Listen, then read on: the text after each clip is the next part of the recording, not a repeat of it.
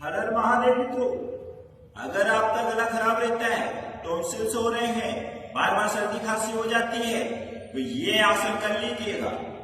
10 बार आपको रोज इस तरीके से टहलना है। इस आसन का नाम है सिंहासन। तो चलिए, सबसे पहले घुटने के ऊपर इस तरीके से आ जाए, पीछे पैर क्रॉस में रखेंगे, दोनों हाथ ऐसे सामने रखिए और सामने की ओर देखें, नाक के अग्रभाग को, और जोर से दहाड़ेंगे, जीभ बाहर निकालते हुए, जैसे शेर दहाड़ उठता है।